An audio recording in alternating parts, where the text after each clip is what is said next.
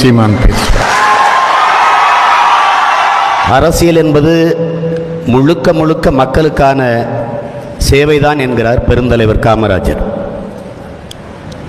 அரசியல் என்கிற எண்ணமே இல்லாதவன் மனிதனாகவே இருக்க முடியாது என்கிறார் அண்ணல் காந்தியடிகள். திரைத்துறையில் இருந்து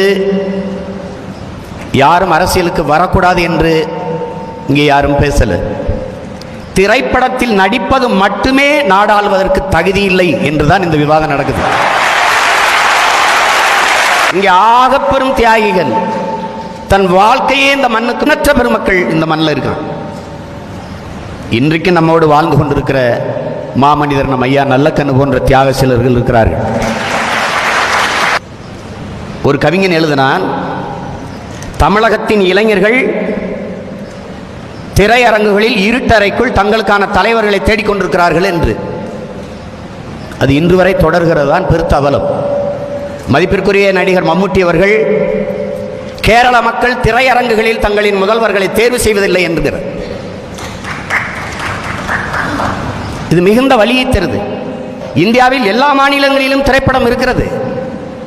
கேரளாவில் இருக்கிறது, மேற்கு வங்கத்தில் இருக்கிறது, கர்நாடகாவில் இருக்கிறது, எல்லா மாநிலத்திலும் இருக்கிறது.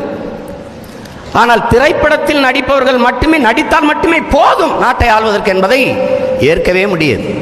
சினிமா அல்ல மாற்றத்தை தருவது, நல்ல சிந்தனை தான் மாற்றத்தை தரக்கூடியது.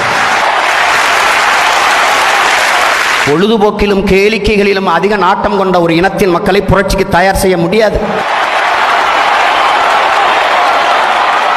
எம்ஜிஆர் வாழ்க, ஜெயலலிதா வாழ்க, ரஜினிகாந்த் வாழ்க, இந்த தனி மனித புகழ் வெளிச்சத்தை நீங்க கைவிடணும். அறிவார்ந்த சமூகத்தின் மக்களாக மாறணும். நல்ல தத்துவத்தை தலைமையேற்ற அரசியல் செய்ய பழகணும்.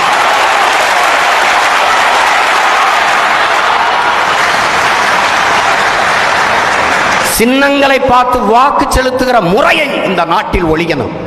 நல்ல எண்ணங்களை பார்த்து வாக்கு செலுத்துகிற முறை வளரும்.